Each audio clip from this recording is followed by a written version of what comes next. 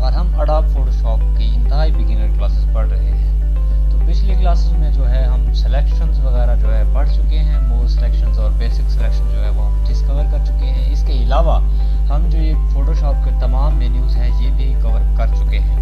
तो अगर तो आपको ये क्लासेस समझ आ रही हैं तो आप हमें कमेंट में बता सकते हैं। उसके अलावा किसी भी चीज़ में इम्प्रूवमेंट की कोई भी ज़रूरत है, जो आपको चीज़ समझ नहीं आ रही, तो वो आप मुझे जीमेल करके भी बता सकते हैं, वरना मेरे इंस्टा पे या फेसबुक पे जाके आप मुझे मैसेज कर सकते हैं। उसके अलावा हमारा एक ग्रुप है कोई सोच के नाम से, वहाँ पे जाके आप अपनी जो है आर्ट वर्क भी जो भी काम कर रहे हैं आप अपना फोटोशॉप के ऊपर, तो वो सारा शेयर कर सकते हैं। वहाँ पे आपकी गलतियाँ भी दुरुस्त की जा सकती हैं। उसके अलावा आपको कोई भी प्रॉब्लम है तो आई एम ऑलवेज अवेलेबल। तो चलिए चलते हैं और क्लास करते हैं आज की स्टार्ट। आज की क्लास में जो है हम लेयर पैनल को पढ़ने वाले हैं। याद रखें, आज ना हम किसी मेन्यू को पढ़ने वाले हैं और ना ही किसी जो है टूल को पढ़ने वाले हैं, बल्कि एक लेयर मेन्यू को पढ़ने वाले हैं। लेयर पैनल को पढ़ने वाले हैं लेयर मेन्यू के साथ। इसकी लेयर मेन्यू को भी साथ साथ कवर करते जाएंगे, क्योंकि जैसे हमने पढ़ा था, मैंने आपको कहा था जो चीज़ हम पढ़ेंगे बेसिक क्लासेस में वही हम आगे अप्लाई भी करेंगे। ऐसा नहीं होगा कि हम इनको सिर्फ पढ़ते जाएं और इनकी कोई अहमियत नहीं है। तो अपना वर्क स्टार्ट करने के लिए सबसे पहले एज यूजुअल हमें जैसे मैंने आपको बताया था कि फोटोशॉप जो है वो एक कैनवास के ऊपर वर्क करता है, आर्ट वर्क के ऊपर नहीं वर्क करता, एक कैनवास के ऊपर वर्क करता है। और उसके अंदर जो है हमें एक प्रोजेक्ट चाहिए होता है और लेयर चाहिए होती है। इन दो के अंदर जो है फोटोशॉप काम कर रहा होता है। तो प्रोजेक्ट जब आपका होगा, प्रोजेक्ट के बाद आप उस प्रोजेक्ट के अंदर लेयर्स होंगी, तब आप जाके उनके ऊपर वर्क कर पाएंगे। और ऑलवेज फोटोशॉप का, अडोब का कोई भी जो प्रोग्राम है वो इसी तरह से ही वर्क करता है, चाहे वो आफ्टर इफेक्ट हो गया, प्रीमियर प्रो हो गया। हम ऑफकोर्स आगे प्रीमियर प्रो पे भी जाने वाले हैं, आफ्टर इफेक्ट पे भी जाने वाले हैं, तो इसलिए आपको ये चीज़ें अभी से कवर होनी चाहिए। ये सिंपल सी बात है, जो भी अडोब का जो बनाया गया है, क्योंकि इनका इंटरफेस जो है वो सेम ही रखा गया, ऑलमोस्ट सेम है। चाहे आप फोटोशॉप का देख लें या इलस्ट्रेटर का देख लें, तो ये सेम ही है। आप जो है इनको अलग से समझने की ज़रूरत नहीं पड़ेगी। जब आप एक प्रोडक्ट को समझ जाएंगे तो फिर आगे आपको समझने में थोड़ी सी आसानी हो जाएगी। तो हम पहले अपना जो है स्टार्ट करने के लिए या तो फाइल मेन्यू से जाएंगे, यहाँ से ओपन कंट्रोल एन या हम शॉर्टकट प्रेस कर सकते हैं, या यहाँ से न्यू पे करेंगे और नया एक जो है प्रोजेक्ट हम बना रहे हैं। प्रीसेट आपको बताई गई थी कि आप जो भी साइज़ उसका रखना चाह रहे हैं रख सकते हैं। विड्थ इसमें अब देखें, ये जो अब डायलॉग बॉक्स आ रहा है ये पुराने वर्जन फोटोशॉप के आ रहा है। मैं इस वक्त अडोब फोटोशॉप का CX6 वर्जन जो है यूज़ कर रहा हूँ। आप किसी भी वर्जन के ऊपर ये काम कर सकते हैं, इजीली हो जाएगा।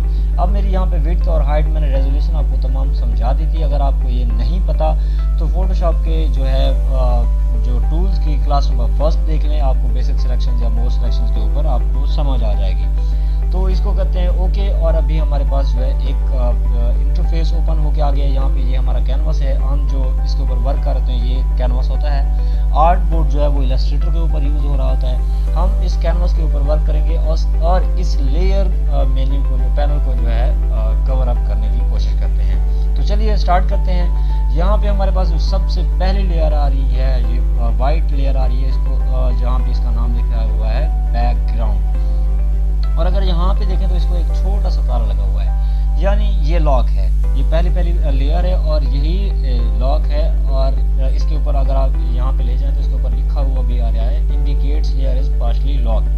अब अगर ये लॉक है तो आप इसको मूव नहीं करवा पाएंगे, कुछ भी नहीं करवा पाएंगे, क्योंकि वो कह रहा है could not use move tool because a layer is lock, layer lock है। उसके अलावा यहाँ पे अगर देखें तो लॉक पे कोई भी अनलॉक करने का उसको ऑप्शन नहीं आ रहा है। इसके ऊपर राइट क्लिक करेंगे तो भी नहीं आ रहा कोई ऑप्शन। तो इसका एक सिंपल सा वे है। इसको अगर नॉर्मल में करना है तो लेयर फ्रॉम बैकग्राउंड जब करते हैं तो फिर ये उसको जो है 0 में कन्वर्ट कर देगा और ये अनलॉक हो जाएगी। ये सिंपल सा वे है और इसके ऊपर आप हम वर्क कर पाएंगे, कुछ भी अगर करना चाहें तो। पहले भी कर सकते थे बट उसको मूव नहीं करवा सकते थे। अब हम अगर इसको मूव चाहें भी तो करवा सकते हैं। और पीछे देखें तो इसका ट्रांसपेरेंट आना शुरू हो गया है। हम इसको कंट्रोल Z कर लेते हैं, हमारे पास ये वापस आ चुकी है। तो ये थी पहली लेयर। अब लेयर को हमने अनलॉक करना भी सीख लिया, लेकिन एक और न्यू लेयर बनाना चाह रहे हैं तो फिर उसके लिए क्या करेंगे? तो उसके लिए एक सिंपल सा वे है, लेयर मेन्यू में जाएं, यहाँ से न्यू कर लें और यहाँ पे लेयर जो है हमने पिछली क्लास में कवर किया था, उसका कोई भी नाम रखना चाह रहे हैं 1 2 3 कोई भी, और उसका कलर वगैरह रखना चाह रहे हैं तो भी आप रख सकते हैं, लेकिन अभी हम ऐसे बना देंगे। ये यहाँ पे लेयर बन गई। या उसके अलावा आप इसी में पैनल में रहना चाह रहे हैं और चाहते हैं कि कोई वहाँ पे मुझे मेन्यू में जाने की ज़रूरत ना पड़े, तो आपने यहाँ पे आना है। यहाँ पे आपको छोटे छोटे आइकन्स वगैरह शो होते हुए दिखाई दे रहे होंगे।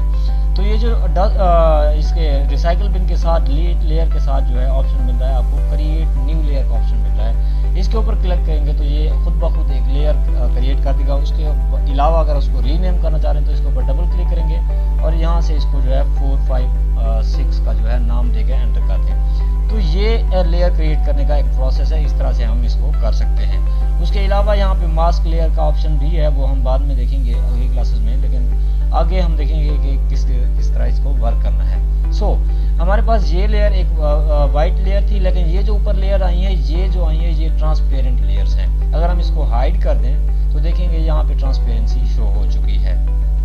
ओके, अगर हम किसी लेयर को सिंपली जो है डिलीट करना चाह रहे हैं तो वो कैसे करेंगे? तो उसके लिए एक सिंपल सा वे है, या तो आप जो है मेन्यू में जाएं, लेयर मेन्यू में जाएं और यहाँ से इसको डिलीट कर दें। डिलीट लेयर करेंगे तो ये खुद ब खुद डिलीट कर देगी और आपसे ऑप्शन भी मांगेगा कि इसको डिलीट करना है या नहीं करना। मैं इसको यस करूँगा तो खुद ब खुद डिलीट हो गई। 4, 5, 6 आपको यहाँ पे नहीं दिखाई दे रही।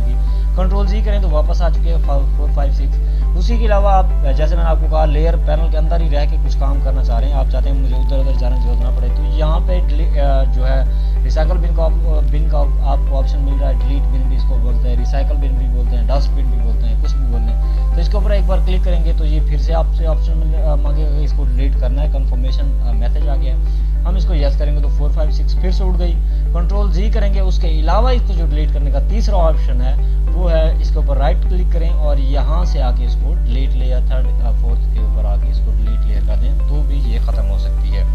ये मैं आपको पॉसिबल वेज जो है सारे बताता जाता हूँ ताकि आपको आगे आसानी रहे। हमने लेयर्स क्रिएट करना सीख लिया, इसको लॉक करना भी जो है देख लिया, अनलॉक करना भी, जो बैकग्राउंड लेयर थी उसको अनलॉक करना भी सीख लिया। लेकिन अब हम चाहते हैं कि कोई और पिक्चर जो है वो किस तरह से किसी पिक्चर के अंदर जो हम एक नया प्रोजेक्ट है उसमें से लेयर्स किस तरह से ले आएंगे। तो उसके लिए सिंपल सा वे है, उस पिक्चर या प्रोजेक्ट को ओपन करें कंट्रोल O के साथ और यहाँ से लेट्स सपोज मैं ये मेरे एप्पल्स वाली जो है मैं एक ओपन कर लेता हूँ, एक प्रोजेक्ट या एक मेरी पिक्चर जो है JPG पड़ी हुई है। तो यहाँ पे देखें ये भी बैकग्राउंड ही बन के आ रहा है और ये लॉक है। जब तक मैं इसको लेयर फ्रॉम 0 नहीं करूँगा, या जो नया फोटोशॉप के ऑप्शन है, आप जैसे ही उसको ड्रैग करते हैं तो खुद ब खुद आपको लेयर बना के दे देता है और वो मूवेबल होती है। या तो आप यहाँ पे पुराने वर्जन में आपने यही करना है कि राइट क्लिक करना है और लेयर फ्रॉम बैकग्राउंड करेंगे तो ये खुद ब खुद मूवेबल हो जाएगी। अब हमारा सवाल था कि हमारा जो ये पिछले वाला प्रोजेक्ट था जो हमने अपना बनाया, इसके ऊपर पिक्चर को कैसे ले आएंगे। तो उस सवाल को मीट करने के लिए ये है कि आप अपना नया वाला प्रोजेक्ट खोलें जहाँ से हमने जो पिक्चर जो है उठानी है या लेयर उठानी है। तो उसके लिए ये करना है कि यहाँ पे ये जैसे आप इसको देखेंगे, यहाँ पे 2 आपको टैब्स बने हुए मिल रहे हैं जिसके अंदर 2 जो है प्रोजेक्ट खुले हुए आ रहे हैं। तो हम ये जो है एप्पल वाला प्रोजेक्ट को इसके ऊपर लेफ्ट क्लिक करके इसको ड्रैग करेंगे तो ये इस तरह से एक छोटी सी विंडो बन के आ जाएगी। अब विंडो के ऊपर अगर देखें, पीछे देखें तो आपको पिछले वाला आपका प्रोजेक्ट जो है वो दिखाई दे रहा है जिसके ऊपर हमने वर्क करना स्टार्ट किया था। तो उसके ऊपर इस लेयर को कैसे ले जाएंगे, तो उसके लिए ये करना है, ये बैकग्राउंड आपको यहाँ पे शो हो रहा होगा। जैसे आप इसको ड्रैग करके यहाँ पे ले आए हैं तो ये बैकग्राउंड वाली लेयर आपको यहाँ पे शो हो रही है। इसको यहाँ से सिंपली उठाना है और यहाँ से लेफ्ट क्लिक को ड्रैग करते हुए यहाँ पे छोड़ देना है। ये खुद ब खुद वहाँ पे पहुँच चुकी है। अब या तो इसको क्लोज कर दें या फिर उसको वैसे ही रहने देते, आप यहाँ पे उसको रहने देते। ये जो है बहुत ज़्यादा जूम हो गई क्योंकि हमारे प्रोजेक्ट की जो रेजोल्यूशन थी वो जो हमने साइज़ रखा था वो कम रखा और इस पिक्चर का साइज़ ज़्यादा है। तो उसके लिए जो है ट्रांसफॉर्म का एक ऑप्शन यूज़ किया जाता है जिसकी शॉर्टकट की है कंट्रोल T।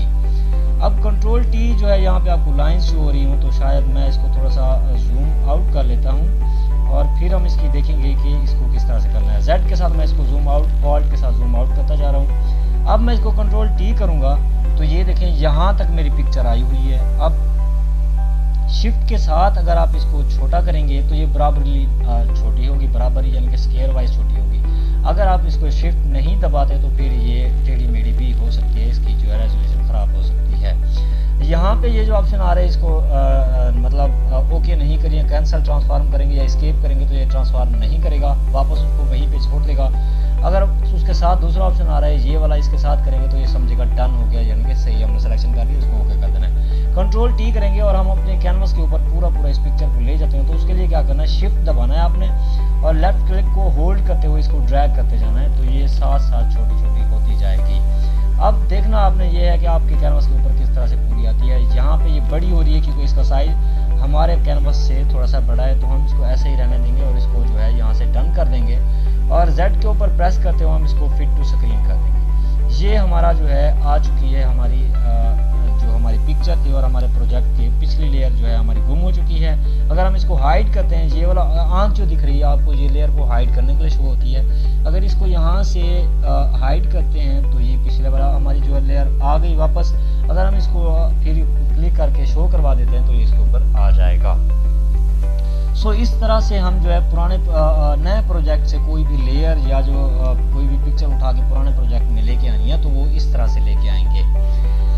सो अब जो है एक और काम करते हैं, इसके ऊपर ड्राइंग करते हैं। तो अब देखते हैं, सबसे पहले ये हमारे पास ब्रश है, हमने एक ब्रश टूल हम बाद में पढ़ेंगे, ऑब्वियसली पढ़ेंगे, लेकिन अभी हम इसके ऊपर थोड़ा सा वर्क करना सीखते हैं। मैंने ये जो है ब्लू कलर लिया और इसके ऊपर मैं फिल करना चाहता हूँ। तो इसके लिए मैं अपना साइज़ थोड़ा सा जो है बढ़ा देता हूँ मैं अपने ब्रश का, और मैं इसको थोड़ा सा जो है हार्ड सा कर लेता हूँ। तो ये देखें, ये जैसे जैसे इसके ऊपर अप्लाई हो रही है तो ये बहुत ही ऑड सा लग रहा है और बहुत ही ख़राब सा लग रहा है। इसके अलावा अगर आप जो है इसको अगर नई लेयर बना के हमने जैसे अभी इसके ऊपर अप्लाई किया है तो ये डायरेक्ट अप्लाई हो रहा है। तो जब मैं इस लेयर को कहीं भी मूव करूंगा तो ये भी साथ साथ मूव होगा। तो लेयर बनाने का मकसद इस तरह से इजीली हो सकता है। कंट्रोल जी हम इसको करते जाएं, कंट्रोल ऑल्ट जी करें, वापस हम आ गए। मैं यहाँ से एक न्यू लेयर बना देता हूँ जो ट्रांसपेरेंट लेयर बनेगी, और यहाँ से मैं अपना फिर से ब्रश सेलेक्ट करता हूँ और इसकी थोड़ी सी जो है ओपेसिटी ये मध्यम सी रख लेता हूँ। तो जब अब मैं फिल करूँगा, ये वाला जो फिल हो रहा है इसको मैं अब ख़त्म कर सकता हूँ। ये देखिए, ये लेयर बनाने का फ़ायदा है कि आपको जो है दोबारा से फिर ना खोलना पड़े। अगर मैं इसके ऊपर डायरेक्ट अप्लाई करता तो ये फिर मुझे फिर से पिक्चर बनानी पड़ती। अगर मैं एक न्यू लेयर जिस तरह से अभी मैंने बनाई और इसके ऊपर वर्क कर रहा हूँ तो फिर मुझे अगर मुझे चाहिए होगा ये कलर मुझे नहीं चाहिए तो मैं इस लेयर को डिलीट कर दूंगा सिंपली। तो इस तरह से आप जो है लेयर का फ़ायदा उठा सकते हैं। सो लेयर को इस तरह से आपने अप्लाई करना है। उसके अलावा एक और ऑप्शन के ऊपर चलते हैं। इनको जो है पहले लॉक करना सीखते हैं कि लॉक किस तरह से करनी है, अनलॉक किस तरह से करनी है, जैसे हमने पिछली लेयर को किया था। सो यहाँ पे आपको जो है एक बॉक्स शो हो रहे होंगे यहाँ पे लॉक के।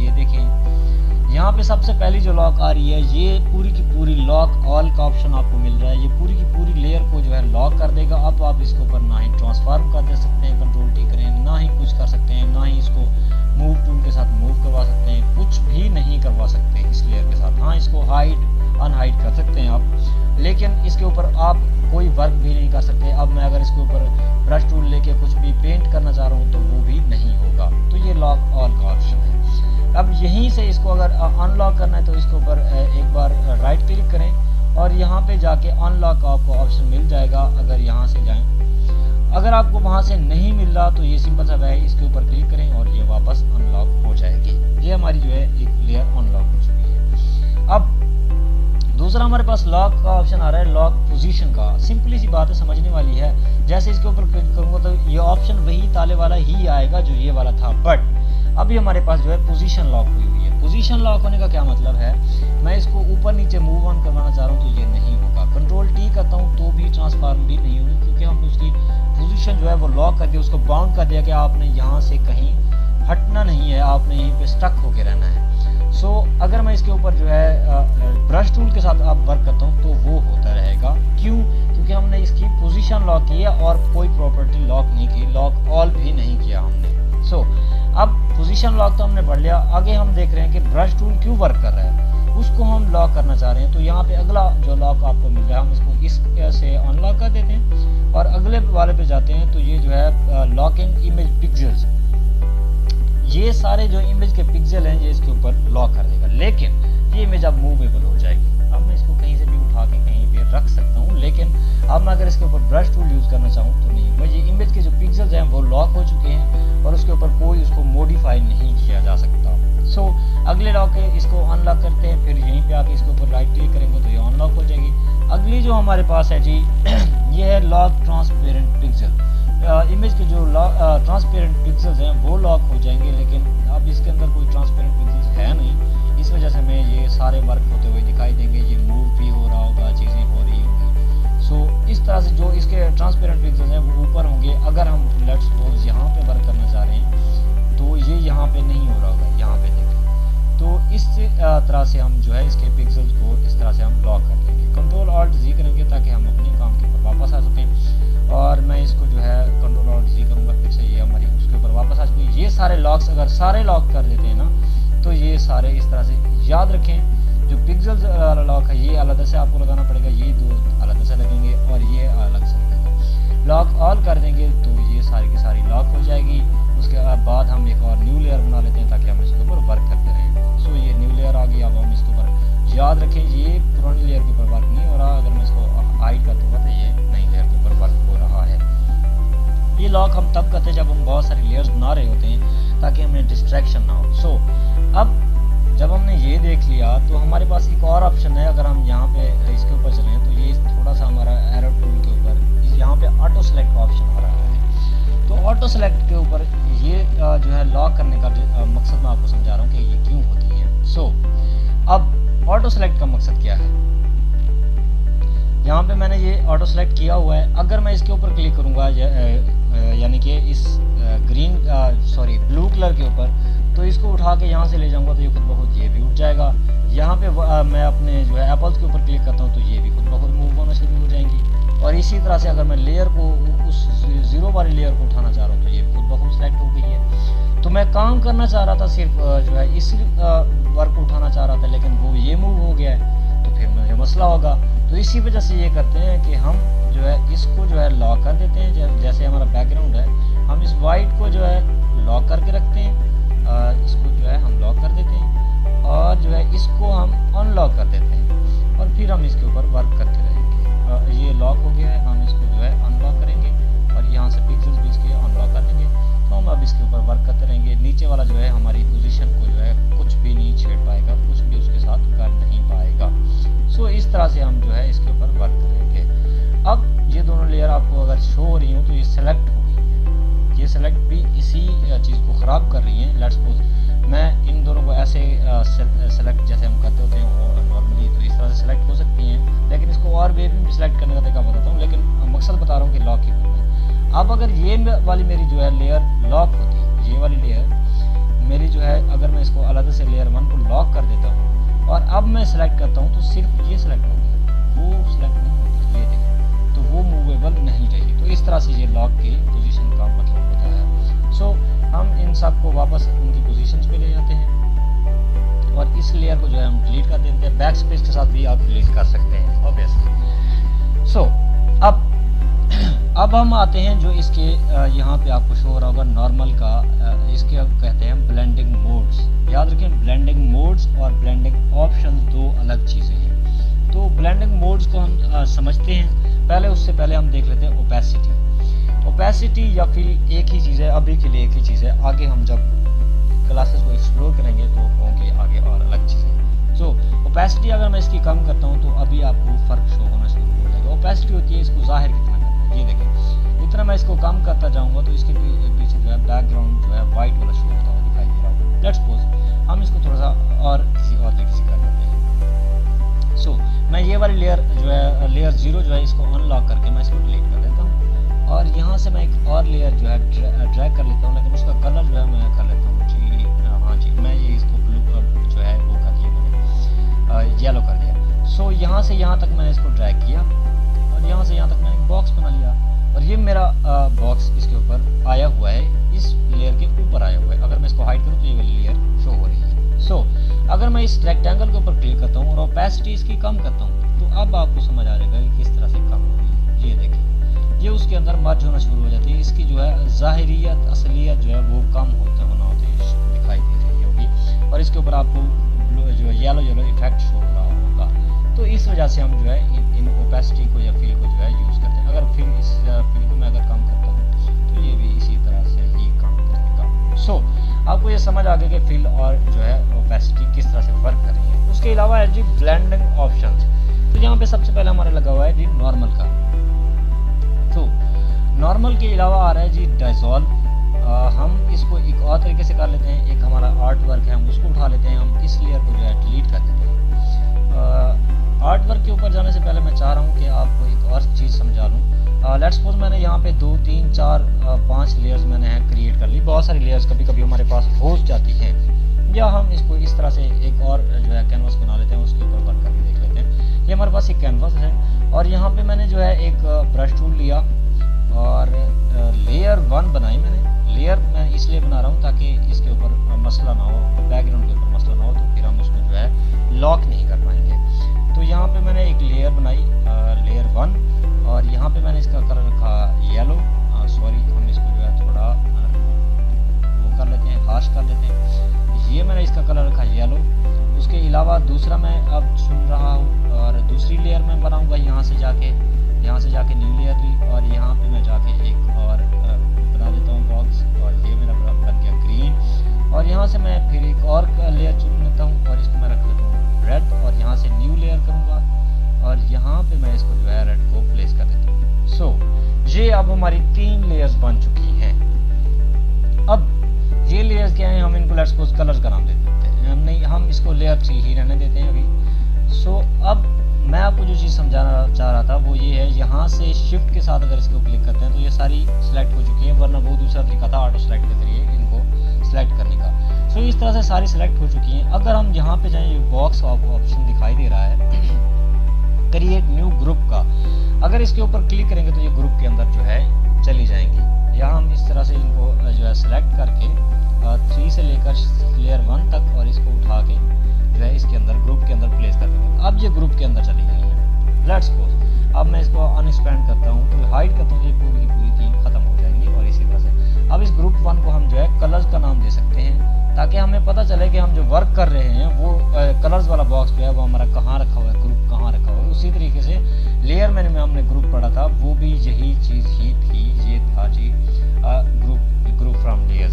जो चीज़ हमने पढ़ी वही की वही है। अब ये कलर्स को हमें पता चल गया कि ये हमारे फर्स्ट 3 कलर्स। लेट्स सपोज अब मैं एक और इनको जो है कॉपी करना चाह रहा हूँ। सो ये करना है कि आपने इसके ऊपर सेलेक्ट कर लिया और ऑल्ट के साथ अगर इसको ड्रैग करेंगे तो ये कॉपी हो जाएगा, या फिर ये है कि यहाँ से कंट्रोल D करें तो ये कंट्रोल J करें तो डुप्लीकेट हो जाएगा। ये देखें ये इस तरह से। सो अब हमारा एक ग्रुप था ये जी कलर्स, और यहाँ पे कलर्स 2 का जो है मैं इसको बॉक्स कलर रख देता हूँ। मुझे अब ये चाहिए या ये चाहिए, तो मैं इस तरह से इनके ऊपर वर्क करता रहूँगा, या मुझे सिर्फ एक चाहिए तो उसको भी इस तरह से उठा लूँगा।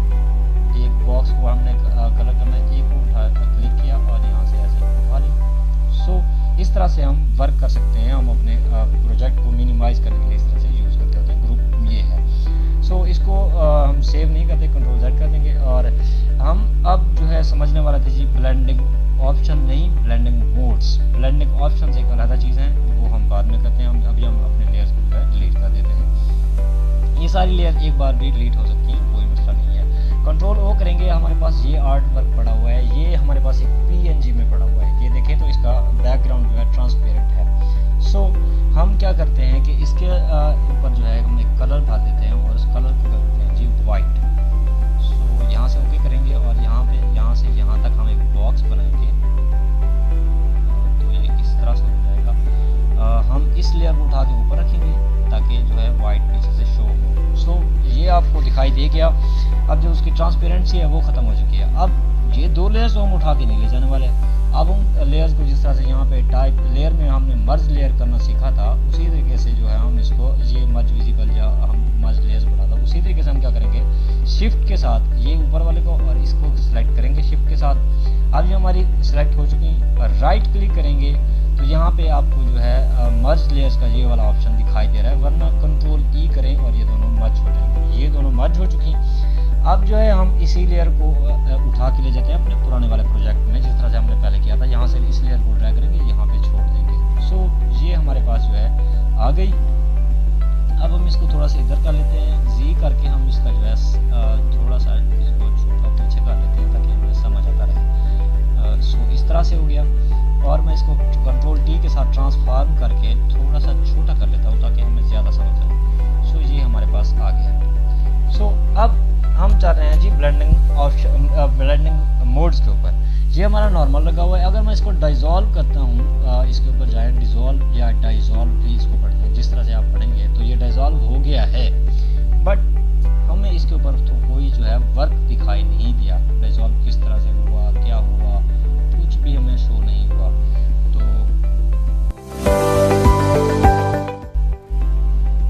तो अभी हमें जो है डिसॉल्व का कोई भी ऑप्शन सही से शो नहीं हुआ। तो हम अगले वाले जो है इसको बाद में देख लेंगे, लेकिन अभी हम अगले वाले ब्लेंडिंग ऑप्शन के ऊपर चलते हैं। ये जो दूसरा बॉक्स आपको दिया गया है डार्किन का दिया गया है, इसमें यानी कि डार्क कलर्स जो हैं वो ज़्यादा उभार दिखाई देंगे, उभार पैदा करेंगे इसका। डार्किन अगर मैं इसको करता हूँ तो ये देखें जो ब्लैक कलर्स थे, डार्क कलर्स थे, वो इसके ऊपर अप्लाई हो गए हैं। यहाँ पे देखें तो ये ब्लैक कलर्स जो है वो अप्लाई हो चुके हैं। सो एक बार फिर से जो है हम अपने डिसॉल्व के ऊपर चलें, तो हम जब इसकी ओपेसिटी कम करते हैं तो डिसॉल्व शायद हमें फिर दिखाई दे। ये देखें, ये जो है डिसॉल्व हो चुका है, यानी कि पिक्सेलेट हो चुका है, इसके अंदर पिक्सल क्रिएट हो चुकी है। ये देखिए, तो इस तरह से ये डिसॉल्व होता है। जब इसकी ओपेसिटी कम करेंगे तो ये डिसॉल्व होना होता हुआ शुरू दिखाई देगा आपको। सो हम डार्कन के वाले ऑप्शन पे थे। दूसरा जो ऑप्शन दिया गया, इसमें जितने भी आपको मोड्स दिए गए ये सारे डार्क करेंगे पिक्चर के, यानी कि डार्क कलर्स को ज़्यादा हाईलाइट करेंगे। अगर मैं इसको मल्टीप्लाई कर देता हूँ, फिर भी उसने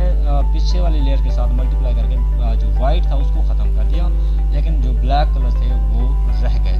तो उसी तरीके से अगर मैं इसका जो है कलर बर्न करता हूँ तो भी कलर जो है वाइट ब्लैक ही बर्न करेगा, क्योंकि मैंने आपको कहा था डार्क कलर्स को। सो इसी तरह से अगर हम तीसरे बॉक्स में चलें, यहाँ पे हमें लाइटन दिखा रहे हैं। यहाँ पे जो लाइट कलर होगा ना, उसको जो है ये इसके अंदर मर्ज करेगा और उसको ज़्यादा हाईलाइट करेगा। लेट्स को लाइटन करता हूँ तो यहाँ पे हमारा वाइट जो कलर था वो रह गया है और जो ब्लैक कलर था वो ख़त्म हो गया है। सो इस तरह से हम जो है चीज़ों के अंदर मर्ज कर रहे होते हैं चीज़ों को। स्क्रीन करता हूँ तो उसी तरीके से वाइट रह जाएगा और जो ब्लैक ख़त्म हो जाएगा। कलर डॉच भी कर लें तो भी ब्लैक ख़त्म हो गया, लेकिन जो है वाइट रह गया। जो है यहाँ पे हमारे तीसरे बॉक्स के ऊपर चलें, चौथे बॉक्स के ऊपर।